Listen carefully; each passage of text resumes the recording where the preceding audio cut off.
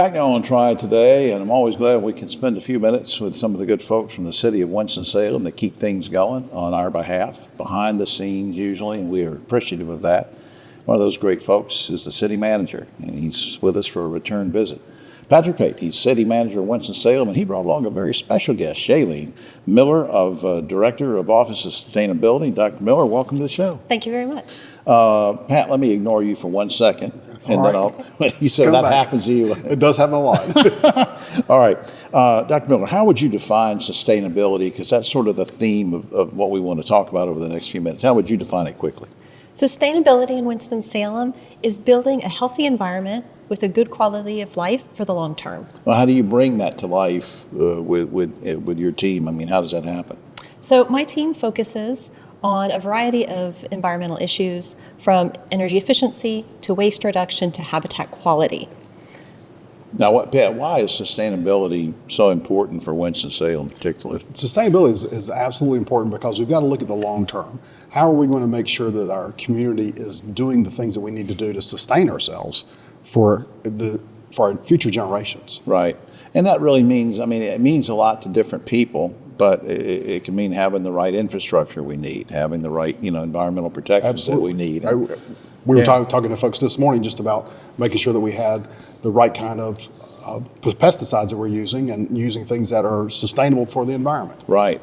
Dr. Miller, let me come back to you because you mentioned a few pillars that your folks work on. So I want to take them sort of individually. Environmental, social, and economic conditions that figure into your planning. Can you give me a quick sentence on each of those and why they're factored in?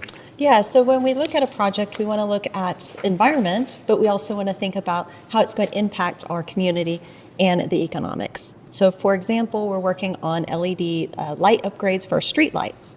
That's going to save electricity, which means lower costs for the city. Right. It also means lower greenhouse gas emissions, but they're also dark sky compliant, which means that is better for our bird migration as well. Okay. Now, you have an example? You can go. I don't want to put you on the spot. An example of a successful initiative you've had already? Well, we're really proud this year of the steps we made to our clean and renewable energy goal. We put on our first rooftop solar in the past year and started that, bought several electric vehicles, and we've been on the steering committee for the Solarize the Triad, which is getting residential solar going and working on our green workforce. Well, all that sounds really great, and of course it sounds technical to me because I don't understand these things. So, the viewers are sitting there saying, wait a minute, Dr. Miller, let's figure this a different way. With all these successes and things, what can each person do? How can you get the public engaged? Actually, absolutely. Sustainability is a shared responsibility, and we want to make sure that residents and our community partners are involved. So right now, for example, we're doing No Mow March.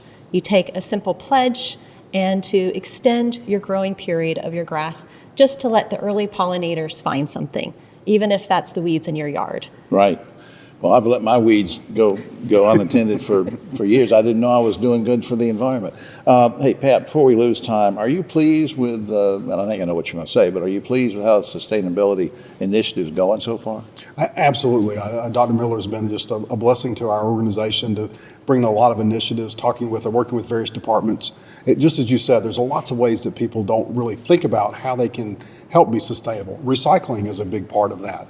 And everybody's throwing away things. If you're buying products that can be reused or recycled, then that helps with the sustainability model list too. Absolutely. We just have a few seconds left, Dr. Miller. What's gratifying to you about the work you're doing? I think being a part of the community and seeing change happen.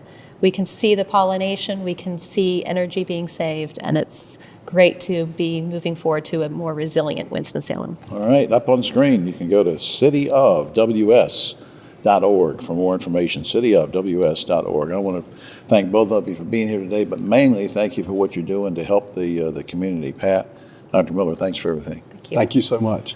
We'll be right back after this.